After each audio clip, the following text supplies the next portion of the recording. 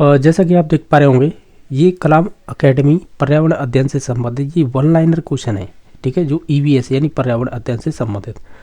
देखा जाए तो ये ओवरऑल जितने भी क्वेश्चन है ना, ये 20 मार्क्स के हैं टोटल। यानी मैं आपको एक बार सिलेबस दिखा दूं, ये 2024 का नया सिलेबस है। इसमें कुछ टॉपिक नए भी जोड़े गए हैं, जैसे राजस्थान का सामान्य ज्ञान है। तो ओवरऑल ये सभी टॉपिकों से संबंधित ये क्वेश्चन है वन लाइनर, ठीक है। तो हम सभी को देख लेंगे इसमें किस प्रकार के क्वेश्चन है। और बाकी जो लास्ट में 2 टॉपिक दे रखे होते हैं, ये टीचिंग मेथड से संबंधित होते हैं, या पेडागोजी बोल दीजिएगा पर्यावरण अध्ययन की। तो ये 10 नंबर का मैटर अलग होता है, और ये 20 नंबर का मैटर होता है, ये कंटेंट से संबंधित होता है जो सिलेबस दे रखा है। इन्हीं से संबंधित ये क्वेश्चन है, ठीक है। ये जो टॉपिक है ना, ओवरऑल इन्हीं से संबंधित क्वेश्चन रहेंगे। बाकी सिलेबस ये 2024 का है जो नया वाला है, इसमें कुछ टॉपिक जुड़े हैं, उन्हीं से भी संबंधित ये क्वेश्चन रहेंगे, ठीक है। तो देख लेते हैं। और इसकी पीडीएफ जिनको भी लेनी है वो टेलीग्राम पे जाके खुद से भी देख सकते हैं, अदरवाइज उन्हें वीडियो नहीं देखना है तो आप खुद से भी ले लें। साथ ही साथ हम ये भी देखते चलेंगे कि ये विभिन्न परीक्षाओं में, यानी जो प्रीवियस में जो रीट हो चुकी है ना, उनसे संबंधित क्वेश्चन आपको इसमें बहुत सारे मिल जाएंगे। तो मैं आपको बताते चलूँगा, ये इस एग्ज़ाम में पूछा हुआ है, यानी प्रीवियस में जो एग्ज़ाम हुए हैं रीट के। तो देख लेते हैं। इसमें ये वन लाइनर है, बस यही है। इसमें ऑब्जेक्ट टाइप हो तो वो सही रहता, क्योंकि एग्ज़ाम भी उसी प्रकार से देना होता है इस वजह से। लेकिन फिर भी एक अंडरस्टैंडिंग हो जाएगी सिलेबस को लेकर। तो जैसे पहला क्वेश्चन है, समाज की सबसे छोटी इकाई कौन सी होती है? वो परिवार होता है। तो ये आपका क्वेश्चन का राइट आंसर हो जाएगा। और ये पूछा कब गया था? ये आपकी रीट हुई है ना, रीट कह लो या आरटेट हुआ था 2011 में, उसमें ये परीक्षा में क्वेश्चन बना है, ठीक है। सेकंड क्वेश्चन है, माता पिता एवं उनके बच्चों से मिलकर बना परिवार कहलाता है, तो उसे कहते हैं एकल परिवार। और इसमें भी बच्चे होते हैं ना, वो अविवाहित होने चाहिए, ठीक है, अनमैरिड होने चाहिए, तो ये एकल परिवार कहलाएगा। यानी जिसमें पेरेंट्स हो, उनके बच्चे हो, बच्चे भी अनमैरिड। तो ये भी क्वेश्चन पूछा हुआ है 2011 में ही, ठीक है।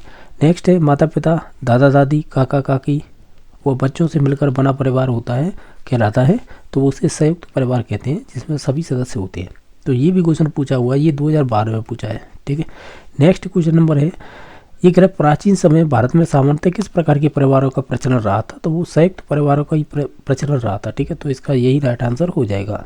नेक्स्ट क्वेश्चन नंबर है कि वर्तमान भारत में परिवार कैसे बन रहे हैं? तो ये संयुक्त की जगह अब एकल परिवार बन रहे हैं, तो इसका यही राइट आंसर हो जाएगा।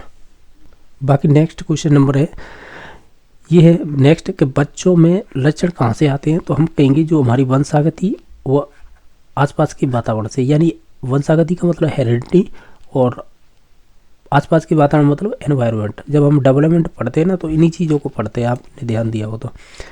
अब नेक्स्ट क्वेश्चन देख लेते हैं जो पूछा गया है। वो ये पूछा गया है कि बच्चों की वंशागति के लक्षण कहाँ से आते हैं? तो देखो, ये पहली वाला क्वेश्चन है, इसमें कोई ज़्यादा अंतर नहीं है। ये डिपेंड करता है आपकी वंशागति और आसपास के वातावरण। और लेकिन ये वंशागति पर्टिकुलर पूछा जाए ना, ये बायोलॉजिकल शब्द होता है एक तरह से, ऐसे कहेंगे। तो ये आपके जैसे माता पिता हो गए, दादा दादी हो गए, नाना नानी हो गए, उनसे आएंगे ये वंशागति के लक्षण, ठीक है। तो ये ध्यान रखना है। नेक्स्ट है, वंशागति के पिता कौन कहलाते हैं, यानी हेरिडिटी के फादर कौन है? तो वो आपके जॉन मेंडल हैं, ग्रेग जॉन मेंडल बोलते हैं इन्हें। तो ये आपने 10th क्लास में पढ़ा होगा, जब आपने 10th की हो तो उसमें दे रखा है ये अच्छे प्रकार से। नेक्स्ट है कि मेंडल ने किस पौधे पर प्रयोग किए थे? तो मटर पर किए थे, जिसका वैज्ञानिक नाम क्या होता है? पाइसम सैटाइवम। नेक्स्ट है कि हरविंद या हरगोविंद खुराना को किस कारण नोबेल पुरस्कार मिला था, यानी किस क्षेत्र में? तो वो नए गुणों के निर्धारण में मिला था, यानी नए गुणों के निर्धारण हेतु इसी के लिए इन्हें नोबेल पुरस्कार दिया गया था। क्वेश्चन नंबर नेक्स्ट है कि बेणेश्वर मेला कहाँ पर भरता है? तो ये आपके डूंगरपुर में भरता है, ठीक है, तो इम्पोर्टेंट है।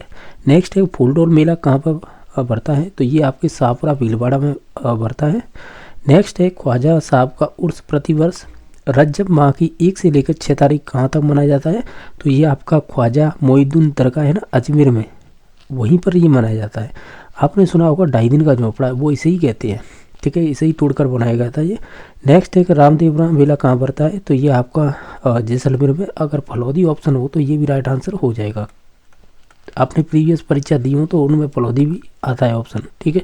नेक्स्ट है, रामदेव जी का मेला कब भरता है? तो ये पर्टिकुलर अगर महीने का नाम बताना है तो वो हो जाएगा माघ व भाद्रपद माह में, ठीक है, यानी माघ में भी और भाद्रपद में।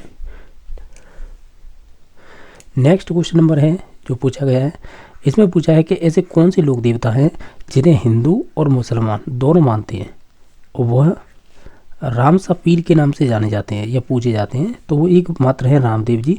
ध्यान रखना, रामसा पीर के अकॉर्डिंग ही इसका राइट आंसर रामदेव जी हो जाएगा, क्योंकि राजस्थान में बहुत सारे ऐसे लोक देवता हैं जिन्हें हिंदू और मुसलमान दोनों मानते हैं। तो ये ध्यान रखना है, केवल रामसा पीर की वजह से इसका राइट आंसर ये हुआ है, उन्हें अदरवाइज बहुत सारे ऐसे लोक देवता हैं जो दोनों यानी हिंदू और मुसलमान मानते हैं उन्हें, ठीक है। नेक्स्ट जो नागपंचमी मेला कब पड़ता है यानी कहाँ पर पड़ता है, ऐसा होना चाहिए था ये क्वेश्चन। तो ये जोधपुर में पड़ता है। नेक्स्ट है कि तीज मेला बढ़ता है, तो ये आपके तीज जयपुर की फेमस है, तो इसका राइट आंसर यही हो जाएगा। हरियाली अमावस्या मेला बढ़ता है, तो ये उदयपुर में पड़ता है। दशहरा मेला है, ये आपके कोटा का फेमस है।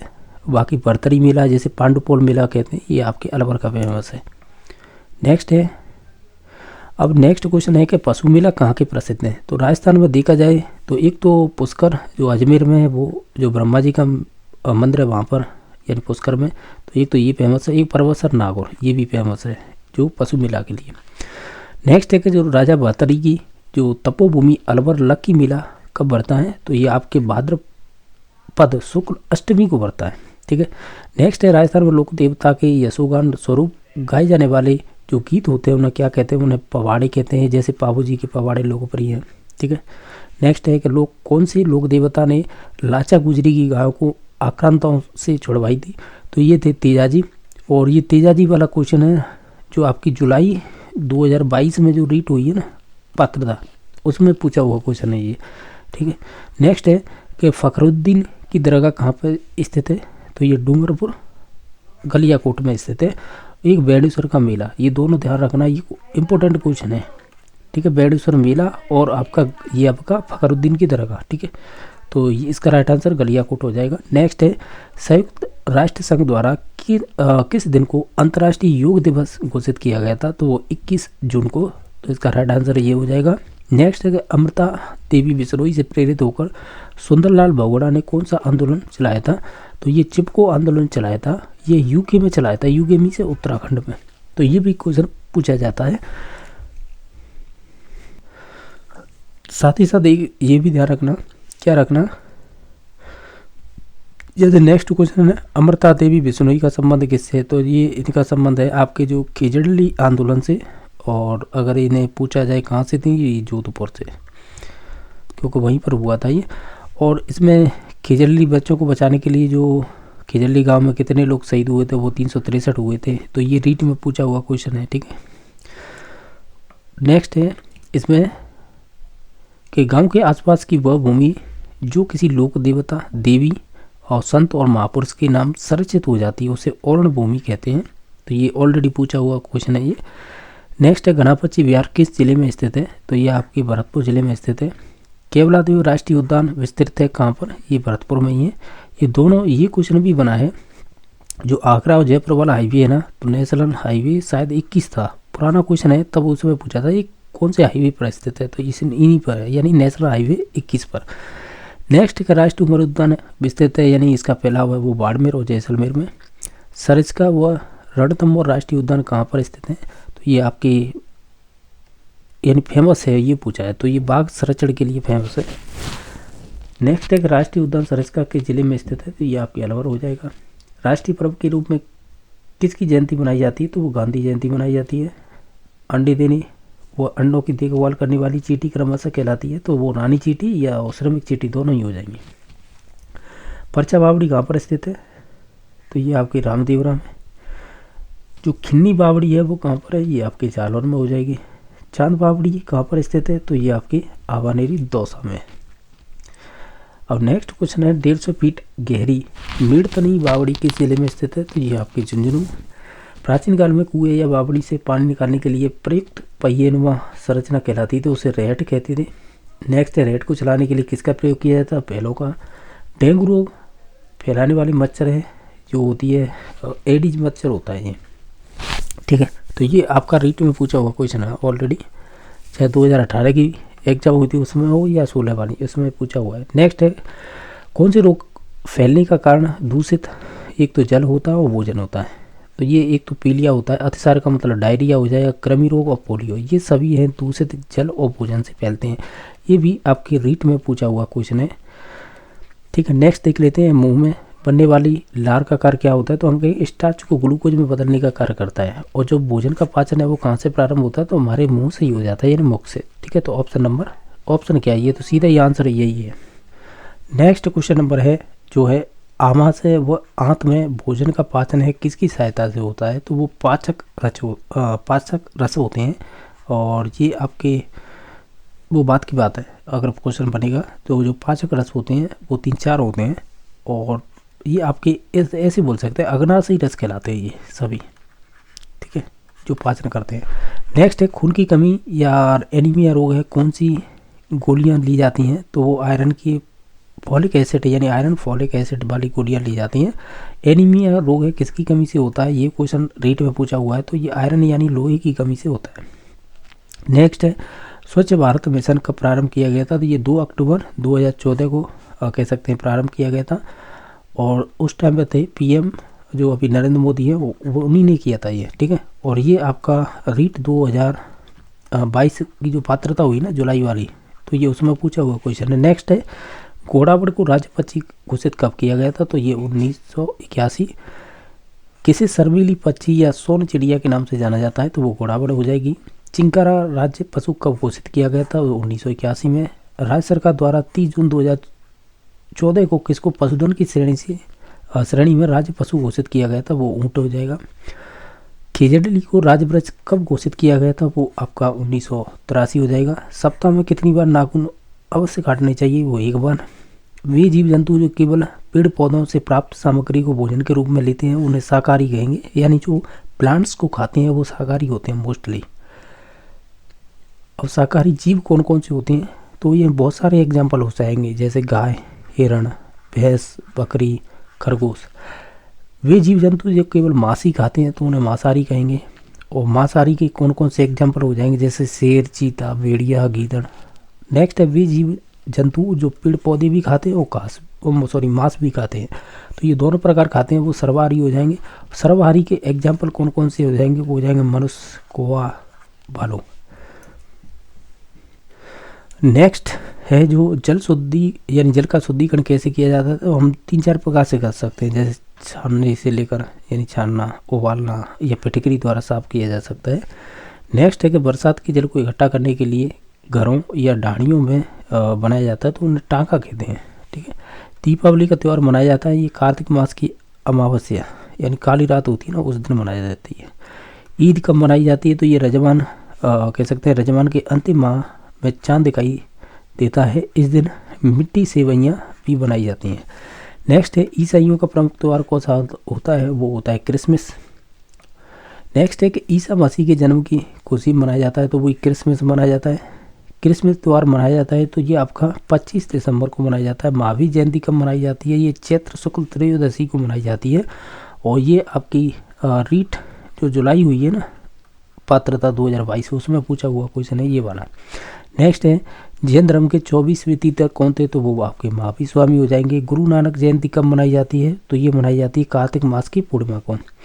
और ये आपके सिख समुदाय के प्रथम गुरु थे। इस दिन यानी इस दिन है आपके गुरुद्वारे में क्या होती है, गुरुवाणी का पाठ किया जाता है। नेक्स्ट क्वेश्चन नंबर है घर बनाने के लिए कौन कौन सी सामग्री काम में ली जाती हैं, जैसे आपका रेत हो गया, एक तो गारा हो गया, पत्थर हो गए, सीमेंट, बजरी और सरिया। अब नेक्स्ट क्वेश्चन है जब मानव घुमक्कड़ था तो वो कैसे आवास में रहता था, तो पहाड़ों में बनी गुफाओं में रहता था। ठीक है, नेक्स्ट है बस अड्डे, रेलवे स्टेशन आदि के पास बनाई जाने वाली जो सामूहिक घर होते हैं उन्हें क्या कहते हैं, उन्हें रैन बसेरा कहते हैं। बर्फ़ से बनाए गए घर को कहते हैं वो इग्लू कहते हैं। ये भी आपके शायद रीट में पूछा हुआ क्वेश्चन है। जिन क्षेत्रों में अधिक बर्फ़ गिरती है वहाँ मकान की छतें कैसी होती हैं, ढलान वाली होती हैं, ढलान युक्त होती हैं। स्वच्छ भारत मिशन कब यानी किससे संबंधित है, तो ये आपकी साफ सफाई से संबंधित है। और ये कब स्टार्ट किया गया था, ये 2 अक्टूबर 2014 को। ये रीट में पूछा हुआ क्वेश्चन है। ठीक है, स्वच्छ भारत मिशन कब स्टार्ट किया गया था, तो वही है जो डेट अभी बताई थी, 2 अक्टूबर 2014। भारत सरकार द्वारा समेकित गंगा संरक्षण कार्यक्रम प्रारंभ किया गया था, नमामि गंगे 2014। और ये भी आपकी जो रीट पात्रता हुई थी ना जुलाई वाली, उसमें पूछा हुआ क्वेश्चन है 2022 में। और ये आपका एस्टेट में भी पूछा हुआ है यही क्वेश्चन। एस्टेट हुआ है शायद 2022 या 30 वाला हुआ है, उसी में पूछा है। पानी का रंग कैसा होता है? पानी रंगहीन होता है इसका कोई, और स्वादहीन भी होता है, ये भी ध्यान रखना है। ना तो इसका कोई स्वाद होता है और ना इसका कोई रंग होता है, स्वादहीन और रंगहीन होता है। नेक्स्ट है कि बालोतरा यानी बाड़मेर में किस नदी के पानी को वस्त्र रंगाई बोल सकते हैं, या उद्योगों से निकलने वाले गंदा पानी प्रदूषित कर रहा है, यानी टोटली बात है प्रदूषित कर रहा है वो किस नदी को? तो वो लूनी नदी है जो अजमेर से निकलती है।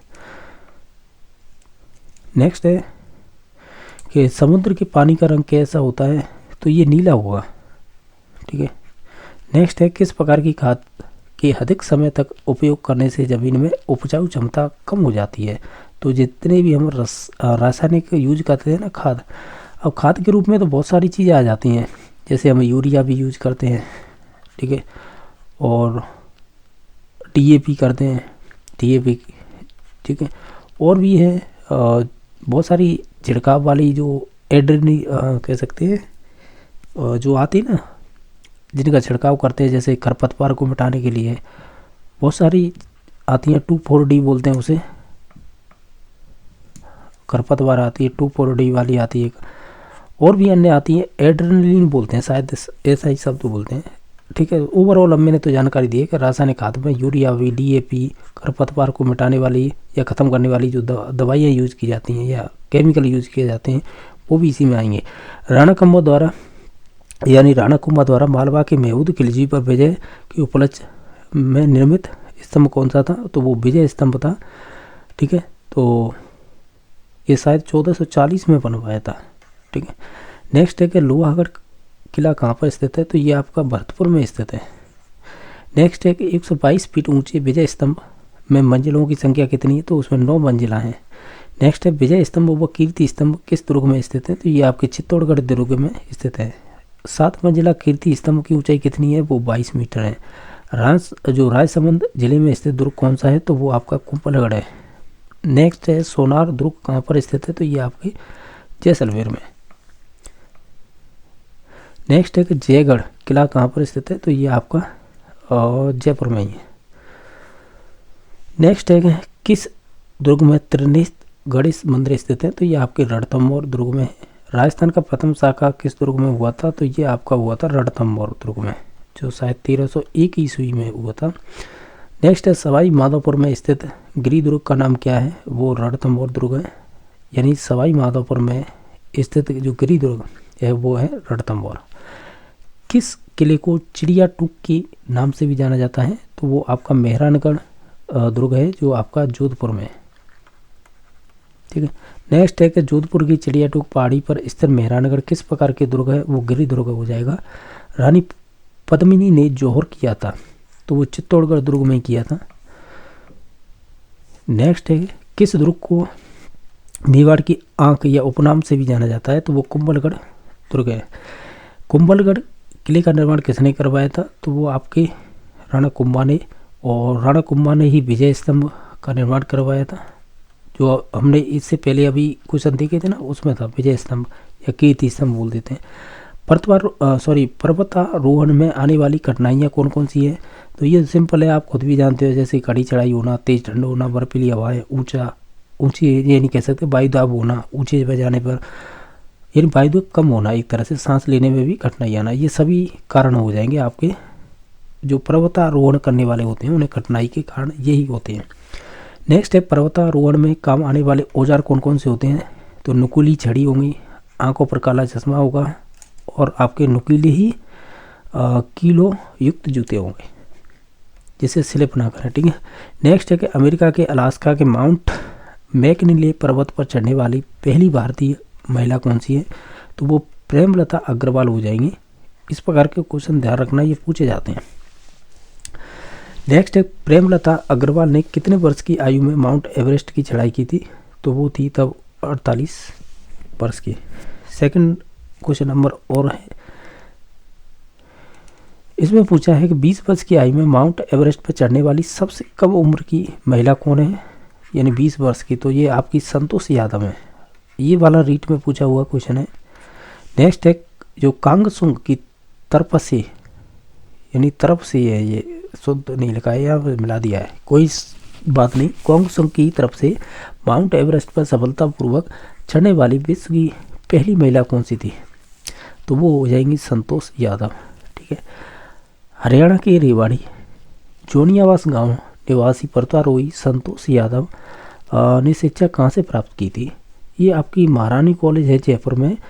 जिसने भी एसएमएस स्टेडियम देखा होगा, या एसएमएस स्टेडियम हो, एसएमएस हॉस्पिटल हो, उसी कह सकते हैं रोड पर ये आपकी रानी कॉलेज है। ठीक है। नेक्स्ट है कि पर्वतारोही प्रेमलता अग्रवाल का जन्म हुआ था। तो ये आपका जुगत तलाई जमशेदपुर झारखंड में हुआ था। किसका? प्रेमलता अग्रवाल का। बचेंद्री पाल का जन्म कहाँ पर हुआ था? इनका हुआ था उत्तराखंड में, यानी नाकुरी गांव में। ठीक है। तो ये भी आपका शायद बचेंद्री पाल का रीट में पूछा हुआ क्वेश्चन है। नेक्स्ट है कि माउंट एवरेस्ट पर चढ़ने वाली पहली महिला कौन सी है? वो हो जाएगी बचेंद्री पाल।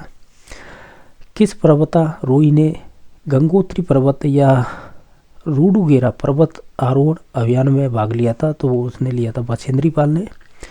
नेक्स्ट है बचेंद्री पाल ने प्रशिक्षण कहाँ से यानी ट्रेनिंग कहाँ से ली थी? तो उन्होंने नेहरू पर्वतारोहण संस्थान से ली थी। नेक्स्ट है अत्यधिक चमकीला तारा ध्रुव सदैव किस दिशा में रहता है? तो वो उत्तर दिशा में रहता है। नेक्स्ट है कि यात्रियों को दिशा का ज्ञान कराने में कौन सा तारा सहायक होता है? तो वो ध्रुव तारा होता है, क्योंकि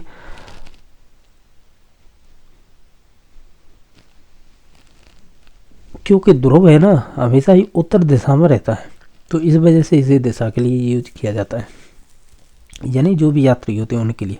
अंतरिक्ष में 7 तारों का समूह कहलाता है, इसे सप्त ऋषि तारामंडल कहते हैं। चंद्रमा किसके प्रकाश से चमकता है? तो वो सूर्य के प्रकाश से ही चमकता है। वे खगोलीय पिंड जो बड़ी मात्रा में ऊष्मा तथा प्रकाश का उत्सर्जन करते हैं उन्हें तारा कहते हैं, यानी स्टार, और सूर्य भी एक तारा है। अर्सा मेजर या बिग बियर यानी बड़ा भालू क्या है? तो ये कि आपका नक्षत्र मंडल है, जो सप्तऋषि तारामंडल इसी का भाग है। ठीक है, यानी इसी का एक भाग है, ऐसे बोल सकते हैं। नेक्स्ट देख लेते हैं। ये जो क्वेश्चन है अभी हम कर रहे हैं ना, ये जैसे मैं बताना चाहूँ, जैसे कि हमने किया था अत्यधिक चमकीला तारा, यात्रियों की जो दिशाओं को ज्ञात करने वाला, अंतरिक्ष में 7 तारों का समूह, चंद्रमा किसके प्रकाश से चमकता है, खगोलीय पिंड और अर्सा मेजर, ये सभी है ना। अगर NCERT की बुक है क्लास 8 की, उसमें शायद अंतरिक्ष से संबंधित एक चैप्टर है, लास्ट में है शायद, लास्ट से सेकंड लास्ट उसी में दे रखा है, उन्हीं से संबंधित ये क्वेश्चन चल रहे हैं उसी बुक से। ठीक है, लाइन टू लाइन ये क्वेश्चन बनाए हैं, जो इम्पोर्टेंट पॉइंट है उनको ध्यान में रखते हुए ये आप खुद से भी पढ़ सकते हैं, उसमें यही चीज़ें दे रखी हैं। नेक्स्ट है कि वे पिंड जो प्रकाश से चमकते हैं तो वो ग्रह होंगे। सौर परिवार का मुखिया कौन होता है? वो सूर्य होगा। सूर्य तथा पृथ्वी के मध्य की दूरी लगभग कितनी है? तो वो 15 करोड़ किलोमीटर है। हमारे सौरमंडल में कितने ग्रह हैं? तो अब ये 8 हैं वर्तमान में। सूर्य से दूरी के अनुसार देखा जाए तो इनका क्रम क्या होगा? जैसे पहले बुध आएगा, फिर शुक्र आएगा, फिर पृथ्वी आएगा और फिर मंगल। ये चारों आंतरिक ग्रह कहलाते हैं। उसके बाद बृहस्पति, शनि, अरुण और वरुण, ये सभी हैं ग्रह जो 4 बच रहे हैं ना, बृहस्पति, शनि, अरुण और वरुण, ये आपके बाह्य ग्रह कहलाते हैं। बाह्य ग्रह कह लो, इन्हें गैसीय ग्रह कह लो। और जो ऊपर के जो थे ना, बुध, शुक्र, पृथ्वी और मंगल, ये सभी स्थलीय कहलाते हैं। स्थलीय ग्रह कह दो या आंतरिक। जो मैंने ये चीज़ें बताई है ना, ये ऑलरेडी परीक्षा में पूछी हुई हैं। ठीक है, अब नेक्स्ट देख लेते हैं। ये कह रहा है सौरमंडल के सभी 8 ग्रह एक निश्चित पथ पर यानी दीर्घ वृत्ताकार पर सूर्य का चक्र लगाते हैं, तो यह पथ क्या कहलाता है? ये कच्चा कहते हैं। यानी जैसे मान लीजिएगा ये सूर्य है, ठीक है, ये वाला है, तो इसके चारों ओर चक्र लगा रहे हैं सभी ग्रह। ठीक है, समझ रहे हो ना? तो इस प्रकार है। नेक्स्ट है किसे पृथ्वी का जुड़वा ग्रह कहते हैं? तो वो शुक्र है। अंतर्राष्ट्रीय खगोलीय संगठन ने प्लूटो व खगोलीय पिंड जो सिरस है, यानी ये नंबर है उसका, को बौने ग्रह की सूची में कब शामिल किया गया था? वो अगस्त 2006 में। ठीक है, तो ये आपका रीट में पूछा हुआ ग्रह क्वेश्चन है, ये ग्रह से संबंधित, यानी जो आपका है ना बौना ग्रह। ठीक है, उससे संबंधित बौना ग्रह कौन सा है? प्लूटो। नेक्स्ट है पृथ्वी और चंद्रमा की मध्य की दूरी कितनी है? तो हम कहेंगे वो है लगभग 3,84,000 किलोमीटर है। ठीक है, यानी 3.84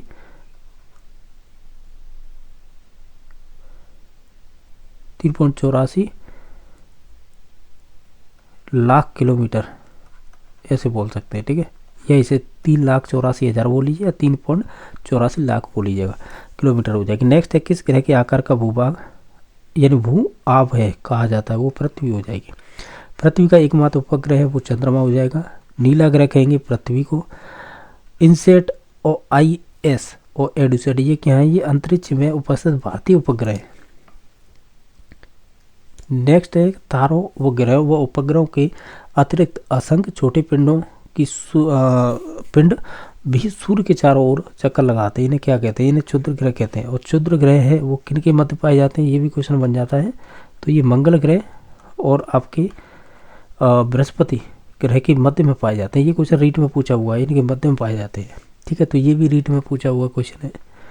नेक्स्ट है सूर्य के चारों ओर चक्कर लगाने वाले पत्थरों के छोटे छोटे टुकड़ों को कहा जाता है, इन्हें उल्कापिंड कहते हैं। जो आपने देखे होंगे रात्रि को जो चीज़ें चमकी सी दिखाई देती ना, वो रॉकेट की तरह आती हुई दिखाई देती है, तो वो आसमान से नीचे की तरफ आती दिखाई देती है, वही होते हैं उल्कापिंड। आकाशगंगा क्या है, लाखों तारों का एक समूह है। लाखों आकाश गंगाएं मिलकर क्या बनाती हैं, वो ब्रह्मांड बनाती हैं। किस ग्रह का सूर्य के चारों ओर क्रमशः परिक्रमण काल सर्वाधिक व न्यूनतम होता है। सर्वाधिक होगा वो वरुण का होगा 164 साल, और सबसे कम होता है 88 दिन होता है बुध ग्रह का।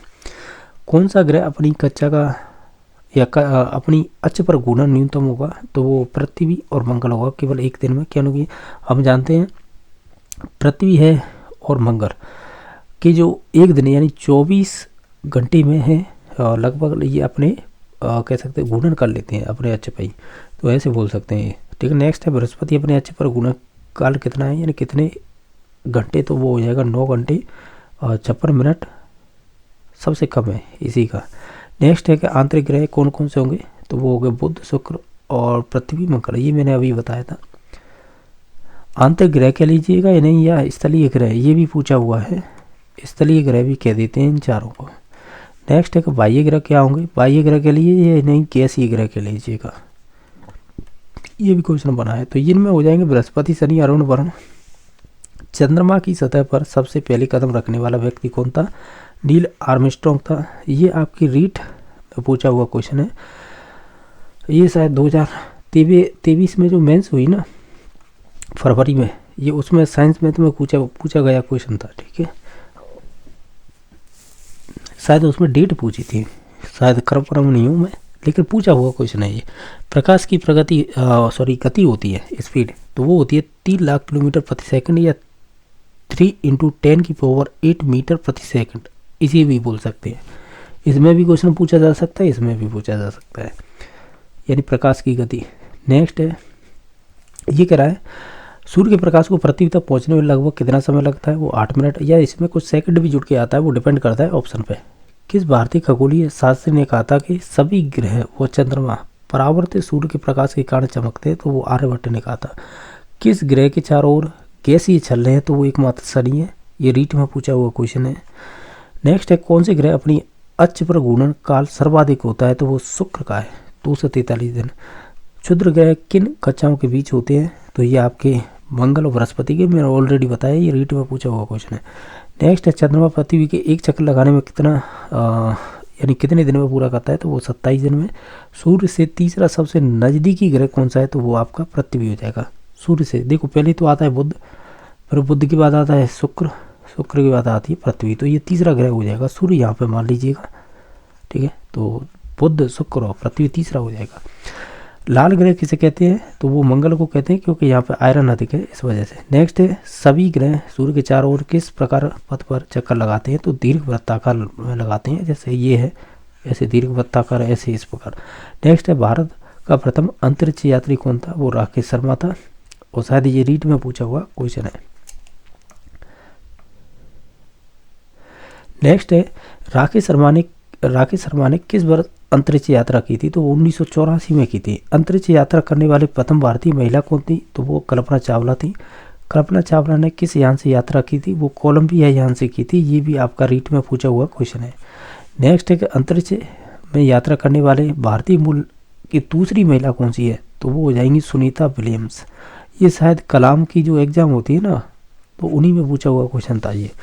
नेक्स्ट है अंतरिक्ष में सर्वाधिक समय तक रहने का रिकॉर्ड किसने बनाया था, तो वो सुनीता विलियम्सन ने बनाया था।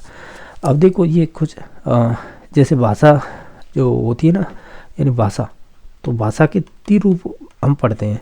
एक तो होता है मौखिक, ये भी आपके रीट में पूछे हुए क्वेश्चन है। दूसरा होता है आपका लिखित, और तीसरा होता है वो सांकेतिक होता है। तो ये सांकेतिक भाषा के ही चलेंगे अब यहाँ से आगे। तो ये वाले है ना, इनसे संबंधित एक क्वेश्चन आता है रीट में। जैसे इस प्रकार का संकेत का अर्थ क्या है, तो हम कहेंगे दाएं मुड़ना। इसका मतलब होता है एक तरह से शांत, जिसमें हॉर्न वगैरह नहीं बजा सकते। नेक्स्ट है संकेत, इसका क्या अर्थ है, ये है मतलब मानव रहित संपार, यानी जो होते हैं ना रेलवे क्रॉसिंग। तो इसका मतलब होता है कि जहाँ पे कोई भी कह सकते हैं रेलवे का कोई भी क्रॉसिंग वगैरह नहीं है, जहाँ पे जो रोकने के साधन के होते हैं, तो ऐसे कहेंगे हम, इसका मानव रहित एक संपार है ये, ठीक है। नेक्स्ट देख लेते हैं, ये इसका मतलब क्या होता है, ये नहीं कोई चल रहा है ये सड़क पर, तो यानी पैदल क्रॉसिंग है ये चिन्ह है जो दिखाई दे रहा है। नेक्स्ट है इस प्रकार का, ये रीट में ऑलरेडी पूछा हुआ क्वेश्चन है ये वाला। इसका अर्थ होता है यानी ये रक्षित संपर्क क्रॉसिंग है। ये वाला संकेत का अर्थ है बाएं मुड़ना, और इसका मतलब होता है चौराहा। ये शायद रीट में पूछा हुआ क्वेश्चन है। नेक्स्ट देख लेते हैं, इसका अर्थ होता है आगे स्कूल है। बाकी ये कुछ क्वेश्चन और भी है, जैसे कि रेडियो की खोज किसने की थी, तो वो आपके मार्कोनी ने की। टीवी की खोज किसने की, वो आपके जॉन लॉगीवियर ने की थी। मोबाइल की खोज किसने की थी, मार्टिन कूपर ने। टेलीग्राफ की खोज की थी सैमुअल्स ने। प्राचीन काल में संदेशों का संचार किस माध्यम से भेजा जाता था, तो वो ढोल नगाड़ों, कबूतर और हरकारे। राष्ट्रीय पर्व के रूप में मनाया जाता है, तो वो आपकी स्वतंत्रता दिवस है 15 अगस्त को, गणतंत्र दिवस है 26 जनवरी को, गांधी जयंती 2 अक्टूबर को। तिरंगा है मध्य में अशोक चक्र बना हुआ है, तो ये राष्ट्रीय ध्वज की में क्या है, तो वो आपके में तिरंगा है, मध्य में अशोक चक्र है। नेक्स्ट एक राष्ट्रीय गान कौन सा है, वो आपका है जनगण मन, जो 52 सेकंड में गाया जाता है। एक होता है राष्ट्रीय गीत, एक राष्ट्रीय गान। राष्ट्रीय गान लिखा था आपके रविन्द्रनाथ टैगोर ने, ये भी क्वेश्चन पूछा हुआ है रीट में। और जो आपका राष्ट्रीय गीत है वो लिखा था बंकिम चंद्र चटर्जी ने। तो राष्ट्रीय गान कब गाया जाता है, तो जब 2001 के समय वंदे मातरम लिखा था, तो ये आपकी संस्कृत एवं बांग्ला मिश्रित भाषा में लिखा गया था। राष्ट्रीय गीत धुन बदली जा सकती है, बिल्कुल बदली जा सकती है। राष्ट्रीय गान की धुन बदली जा सकती है, नहीं बदली जा सकती। राष्ट्रीय गीत की बदली जा सकती है, राष्ट्रीय गान की नहीं। हमारा राष्ट्रीय चिन्ह क्या है, वो हो जाएगा अशोक स्तंभ।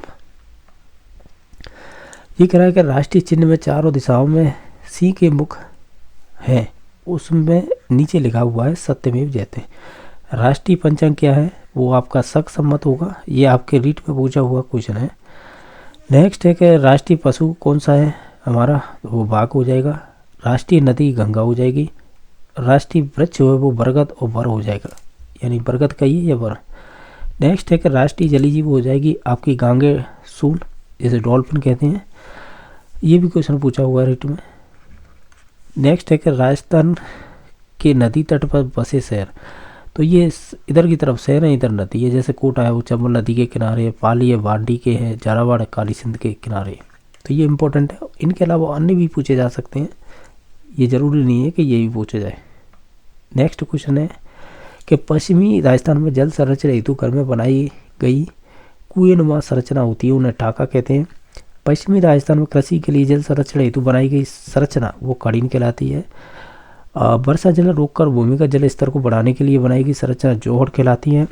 राजस्थान भारत के कितने प्रतिशत पशुधन पाया जाता है, तो वो 11.27%।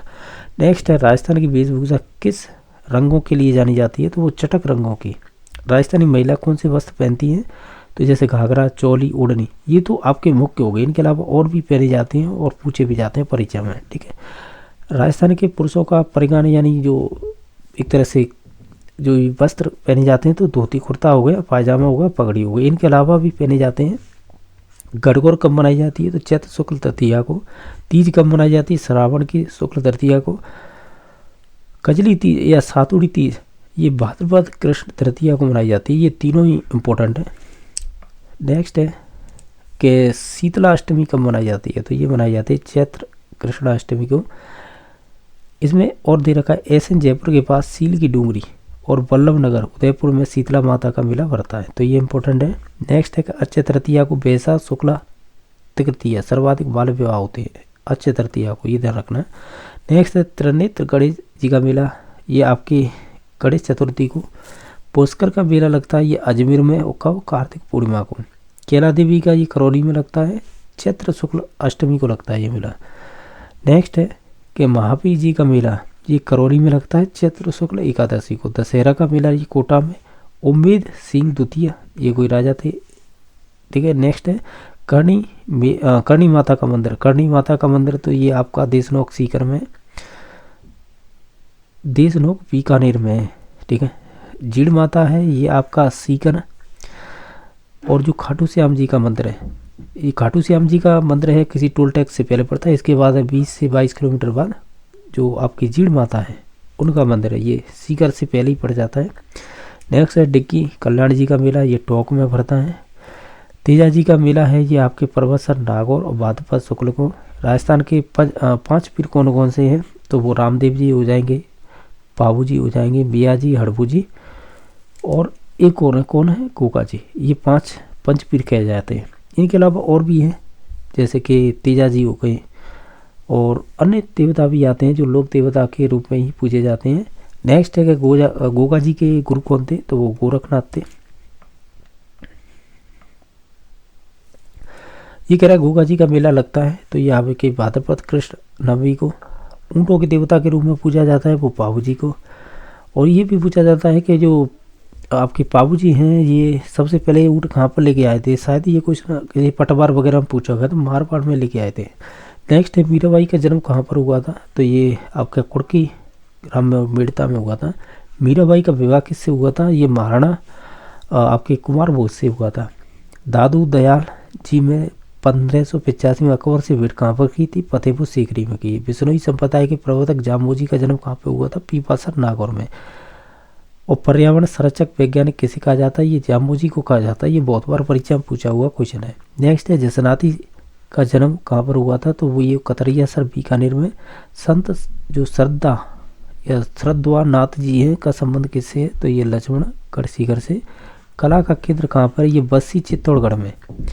लकड़ी से निर्मित खिलौना और कठपुतली के लिए प्रसिद्ध है, ये आपका उदयपुर हो जाएगा। ये इंपॉर्टेंट है क्योंकि जब आप आर्ट एंड कल्चर राजस्थान का पढ़ते हैं तो उनमें इन चीज़ों को पढ़ते हैं।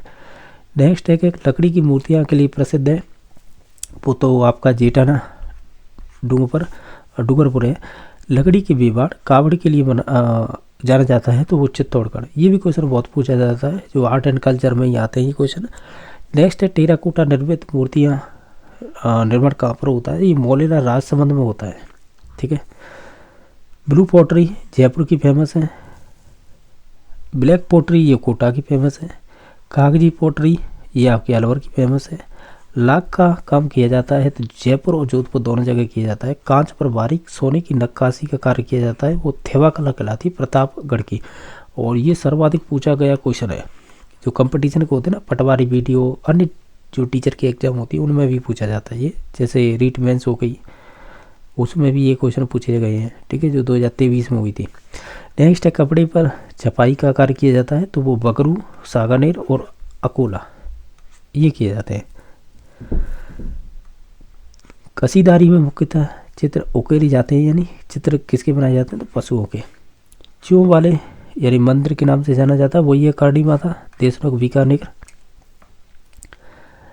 ये कह रहा है कि राजस्थान में कितने राष्ट्रीय उद्यान हैं, तो वो 3 हैं, जैसे कि केवलादेव राष्ट्रीय उद्यान है जो आपके भरतपुर जिसे घनापच्ची बिहार कहते हैं। दूसरा है रणथंभौर राष्ट्रीय उद्यान जो आपके सवाई माधोपुर में जिसमें बाघ संरक्षण के लिए प्रसिद्ध है। मुकंदरा हिल्स राष्ट्रीय उद्यान है, ये आपके कोटा और चित्तौड़गढ़ में फैला हुआ है। बाघ संरक्षण परियोजना संचालित है तो ये आपकी देखो रणथंभौर में सरिस्का मुकंदरा, ये मुकंदर बोलते हैं या मकुंदरा बोल दीजिएगा, और रामगढ़ विषधारी अभ्यारण्य। राजस्थान में वेटलैंड या नमभूमि कौन कौन सी हैं, एक तो केवलादेव राष्ट्रीय उद्यान जो भरतपुर वाला, और एक सावर झील है। और सावर झील है ये मुख्यतः तो जयपुर में, लेकिन इसमें और भी नाम आते हैं, जैसे अजमेर, अजमेर के अलावा आपका आता है नागौर, तो इनके भी नाम आते हैं क्योंकि इन सभी क्षेत्रों में फैला हुआ है ये। नेक्स्ट है केंद्रीय शुष्क क्षेत्र अनुसंधान संस्थान है जो काजरी, वह शुष्क वन अनुसंधान संस्थान आफरी। काजरी और आफरी ये कहाँ पर स्थित है, तो ये आपके जोधपुर में स्थित है। यहाँ से भी सर्वाधिक क्वेश्चन पूछे जाते हैं इनसे। नेक्स्ट है कि जल संरक्षण हेतु सिंचाई उत्तम विधि कौन सी होगी, तो हम कहेंगे बूंद बूंद सिंचाई एवं फव्वारा, और ये शायद ली गई है किससे, देखो मुझे ध्यान नहीं, ठीक है, जब वो ध्यान आएगा तब बता दें। नेक्स्ट है वाटरमैन जल पुरुष के नाम से जाना जाता है, तो वो राजेंद्र सिंह है। ये भी आपका साथ रीट बेंच में पूछा हुआ क्वेश्चन है। नेक्स्ट है राज्य में कृषि आधारित लघु उद्योग की श्रेणी में आते हैं, जैसे कि खाद्य तेल हो गया, गुड़ या खंड सारी, दाल उद्योग। खाद्य तेल के कारखाने कहाँ कहाँ पर है, एक तो आपका जयपुर, भरतपुर, सवाई माधोपुर और गंगानगर। नेक्स्ट है कि राज्य में लघु और कुटीर उद्योगों का प्रबंधन कार्य किसके द्वारा किया जाता है, तो राजस्थान लघु उद्योग निगम के द्वारा किया जाता है। ब्यावर में जो 1889 में स्थापना की गई थी, तो वो सूती वस्त्र उद्योग मिल की गई थी। ये सर्वाधिक पूछा जाने वाला क्वेश्चन है, ये आपकी रीट में पूछा हुआ है क्वेश्चन है, ठीक है, अन्य परीक्षा में भी पूछा जाता है ये। अब नेक्स्ट क्वेश्चन देख लेते हैं। ये कह रहा है कि राजस्थान में जो रीको द्वारा कहाँ पर फूड पार्क बनाए गए हैं, ये अलवर, कोटा, जोधपुर, गंगानगर में।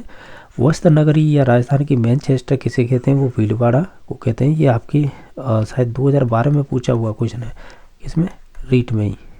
नेक्स्ट है राजस्थान में सहकारी वस्त्र मिले हैं, यानी मिले हैं कहाँ पर है, जैसे हनुमानगढ़, श्री गंगानगर, गुलाबपुरा, भीलवाड़ा, और कहाँ पर हैं, और तो कोई है नहीं। नेक्स्ट है राजस्थान का सबसे प्राचीनतम उद्योग कौन सा है, तो वो सूती वस्त्र उद्योग है, ठीक है। नेक्स्ट है और सूती वस्त्र उद्योग कहाँ पर स्थापित किया गया था, तो ये किया गया था ब्यावर, अजमेर में, कब, 1889 में, ठीक है।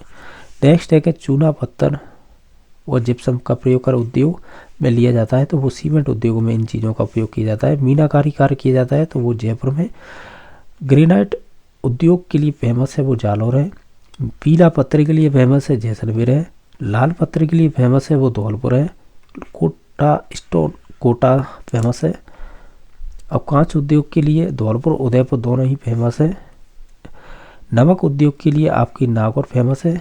प्रथम जो शक्कर मिल है, ज़्यादा मेवाड़ शुगर मिल्स निजी क्षेत्र कहाँ पर स्थापित की गई है, भोपाल सागर में की गई थी, चित्तौड़गढ़ में, कब, 1932 में। ये भी कह सकते हैं सर्वाधिक पूछा जाने वाला क्वेश्चन है।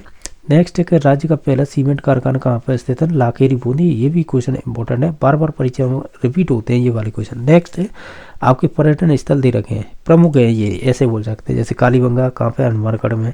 आहड़ कहाँ पर, उदयपुर में। बैराट, ये क्या बैराट, ये कहाँ से आ गई, सीकर, बैराट तो जयपुर में, ये गलत है फिर तो। गणेश्वर हो जाएगी, ये बात सही है, सीकर यानी गणेश्वर सभ्यता है, ये ताम्र नगरी कहलाती है। यहाँ पर ताम्र यानी कह सकते हैं भट्टी मिली थी। हवा महल तो जयपुर का ही फेमस है, और हमने देखा था, देखो कालीबंगा हनुमानगढ़ फेमस है, और आहड़ है उदयपुर की फेमस है, यानी ये सभ्यता है एक तरह से। और हवा महल है जयपुर का। हवा महल तो कोई सभ्यता नहीं है, लेकिन ये पर्यटन स्थल है जयपुर में, तो इस वजह से। नेक्स्ट है जंतर मंतर, ये भी जयपुर का ही है। ब्रह्मा जी का मेला पुष्कर, अजमेर। श्रीनाथ जी का मंदिर नाथ द्वारा राजसमंदी, ये बहुत फेमस है, ठीक है। बाकी एक लिंग जी का मंदिर है, ये आपके उदयपुर में, और ठीक है। गोविंद देव जी का मंदिर जयपुर में ही फेमस है। जयसमंद झील है, ये उदयपुर की फेमस है। त्रिपुरा या सुंदरी है, ये बांसवाड़ा की फेमस है। ये अभी किसी परीक्षा में पूछा था, अभी हाल की में ही। ये त्रिपुरा सुंदरी का मंदिर कहाँ पर है, तो ये आपके बांसवाड़ा में। नेक्स्ट है रणकपुर के जैन मंदिर, पाली में है। देलवाड़ा, ये भी आपके सिरोही में। राजस्थान के पर्यटन विभाग का लोगो क्या है, पधारो हमारे देश। ये चेंज भी होता रहता है, डिपेंड करता है ये पूछा किसके लिए जा रहा है, ठीक है। जैसे 2022 के लिए, 24 के लिए, मतलब हर सरकार आती है अपना लोगो चेंज करती रहती है। नेक्स्ट है, हालांकि ये तो फिक्स है, पधारो हमारे देश, ठीक है। नेक्स्ट है प्रमुख महोत्सव कौन कौन से हैं, जैसे ऊंट महोत्सव तो बीकानेर का फेमस है। मरु महोत्सव जैसलमेर का फेमस है। मेवाड़ महोत्सव ये उदयपुर में होता है। पतंग महोत्सव है, ये जयपुर का फेमस है। कुंभलगढ़ महोत्सव राजसमंद मारवाड़ महोत्सव जोधपुर का है। याक किन क्षेत्रों में पाए जाते हैं? तो याक तो आपके उनमें पाए जाते हैं शीत मरुस्थल में। समुद्र तटीय प्रदेशों में घर मुख्यतः बनाए जाते हैं, वो लकड़ी के बनाए जाते हैं। ठीक है, नेक्स्ट है सीढ़ीनुमा कृषि कहाँ पर की जाती है? तो पहाड़ी जो भी क्षेत्र होते हैं ना या प्रदेश उनमें की जाती है। केलू व घास फूस से बनी कच्चे घर की छत, जो जिसे हम खपरेल कहते हैं। नेक्स्ट है दहेज निषेध अधिनियम का पारित किया गया था 1961 में। ये आपके रीट में पूछा हुआ क्वेश्चन है। नेक्स्ट है कि शारदा एक्ट कब आया था? तो ये आपके बाल निषेध अधिनियम से संबंधित है और ये आया था 1929 में। नेक्स्ट है कि ये कह रहा है कि उपभोक्ता से संबंधित कानून कौन सा है? तो उपभोक्ता संरक्षण अधिनियम 1986 है। ये भी आपकी रीट में पूछा हुआ क्वेश्चन है। उपभोक्ता खिलाते हैं वस्तुओं का उपयोग करने वाले घटते आकार के आधार पर क्रमशः 5 महासागर कौन कौन से हैं? तो सबसे बड़ा प्रशांत, उससे छोटा अटलांटिक, प्रहिंद, दक्षिण महासागर, आर्टिक, यही 5 हो गए।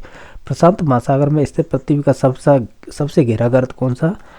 वो आपका मेरियाना गर्त है, जो करीबन 11, अब ये मुझे ये कन्फर्म नहीं है ये 1100 मीटर है या ये कन्फर्म नहीं है, लेकिन है इतना ही। ठीक है, यही सबसे कह सकते हैं गहरा गर्त है। विश्व का कौन सा महासागर अंग्रेजी वर्णमाला के एस आकार का है? तो वो अटलांटिक महासागर हो जाएगा।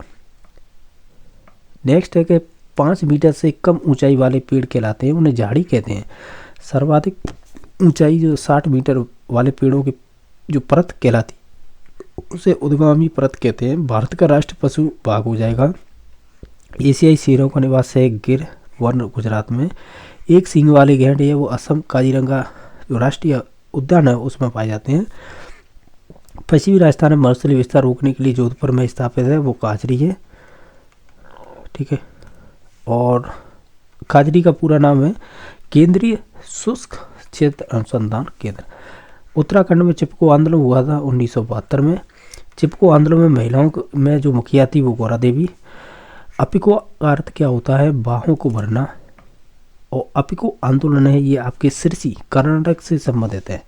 अमृता देवी की स्मृति में कृष्ण मृग पार्क कहाँ पर स्थापित किया गया? वो खेजड़ली गांव जोधपुर में।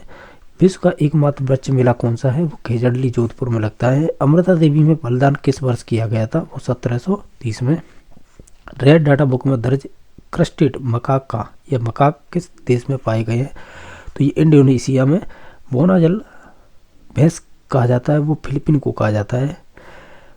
किन वनों को पृथ्वी का फेफड़ा कहते हैं? वो अमेजन वर्षा वन को कहते हैं। लद्दाख शीत क्षेत्र में ईंट गारे के छोटे घरों को स्थानीय भाषा में कहा जाता है खप्पा कहते हैं या खगपा कह देती है, एक ही बात है। ठीक है, नेक्स्ट है लद्दाख क्षेत्र में रहने वाले गर्म कपड़ों को कहा जाता है घोंचा। जंगली गधे पाए जाते हैं तो कच्छ के रण गुजरात में पाए जाते हैं। हिम तेंदुआ भारत में कहाँ पाए जाते हैं? तो हिमालय के क्षेत्र में पाए जाते हैं। नेक्स्ट है भारत का राष्ट्रीय पक्षी मोर हो जाएगा। वन्यजीव सप्ताह प्रथम यानी जो कह सकते हैं हम प्रत्येक वर्ष के जो कह सकते हैं अक्टूबर के पहले सप्ताह या तो 1 से लेकर 7 या 2 से लेकर 8 भी पूछा जाता है, ध्यान रखना है। ठीक है, ये वाला दोनों ऑप्शन माने जाते हैं। सबसे छोटी लिटिल स्टंट नामक प्रवासी पक्षी कहाँ पर यानी कहाँ से भारत में आती है? तो ये आपके आर्कटिक प्रदेश से आती है। राजस्थान की औसत वर्षा यानी जो वार्षिक औसत वर्षा कितनी होगी? तो वो 57.51 सेंटीमीटर होती है। दक्षिण राजस्थान में की जाने वाली स्थानांतरित कृषि कहलाती है तो वालरा। राजस्थान में जो स्थानांतरित कृषि होती है किन के द्वारा की जाती है? तो ये जनजातियों के द्वारा की जाती है। उत्तर पूर्वी भारत में स्थानांतरित कृषि को कहा जाता है तो झूम कृषि कहा जाता है। ये रीट में पूछा हुआ क्वेश्चन है। ठीक है, अब नेक्स्ट क्वेश्चन है कि वर्ष भर में एक ही खेत में 2 या 3 फसल उगाई जाने वाली कृषि कहलाती है तो उसे गहन निर्वाह कृषि कहते हैं। कृषि उत्पादन व पशुपालन को सम्मिलित रूप से मिश्रित कृषि कहते हैं तो ये रीट में पूछा हुआ क्वेश्चन है। वर्षा ऋतु में बोई जाने वाली फसल कौन सी है? वो खरीफ की हो जाएगी। और ग्रीष्म ऋतु में बोई जाने वाली जायद की फसल हो जाएगी। राकेश शर्मा ने किस यान से अंतरिक्ष की सैर की थी? वो सोयुज 11 की से की थी। ये रीट में पूछा हुआ क्वेश्चन है। विश्व में सर्वाधिक वर्षा कहाँ पर होती है? मेघालय के मासिनराम व चेरापूंजी में। ये भी रीट में पूछा हुआ क्वेश्चन है। भारत की सबसे कम वर्षा कहाँ पर होती है? थार के मरुस्थल में। खारे पानी की झील वॉन जो किस देश में स्थित है? ये तुर्की में। जल में घुलनशील ऑक्सीजन की कमी का कारण क्या होता है? जल प्रदूषण। जल प्रदूषण रोकने हेतु बनाया गया कानून कौन सा है? जल प्रदूषण निवारण एवं नियंत्रण कानून 1974। ये आपके रीट में पूछा हुआ क्वेश्चन है। जो पर्यावरण संरक्षण कानून बनाया गया था 1986 में। निश्चित तापमान के कारण जल का वाष्प में बदलना वाष्पीकरण कहलाता है। ये रीट में पूछा हुआ क्वेश्चन है। ये गर्भ वर्षा जल जब भूमि के अंदर प्रवेश कर नीचे चट्टान में एकत्र हो जाता है तो इसे क्या कहते हैं? भूमि का जल। ये भी रीट में पूछा हुआ क्वेश्चन है। भूमि का उपजाऊपन बढ़ाने के लिए किसानों द्वारा 1 या 2 वर्ष के लिए खाली छोड़ी गई भूमि उसे प्रति भूमि कहते हैं। वह भूमि जिस पर कई वर्षों तक कृषि नहीं की जाती है तो वो उसे पुरानी प्रति भूमि कहते हैं। विश्व के कुल भौगोलिक क्षेत्र का कितना प्रतिशत कृषि भूमि है? तो वो 11% है। मुकंदरा हिल्स राष्ट्रीय उद्यान किन जिलों में स्थित है या विस्तृत है? तो वो कोटा और चित्तौड़गढ़ में विस्तृत है। राज्य में बाघ संरक्षित क्षेत्र कितने हैं? 4 हो गए हैं। राज्य का नवीनतम बाघ संरक्षित क्षेत्र कौन सा है? जो रामगढ़ विस्तारी अभ्यारण्य जो बूंदी में स्थित है। इजराइल की मृत सागर में लवणता कितनी है? वो 340 ग्राम प्रति लीटर है। जब मैं ये नहीं कह रहा था कि जो बूंद सिंचाई की जाती है बूंदों के थ्रू, तो वो इजराइल के थ्रू ही की जाती है, ठीक है, राजस्थान में।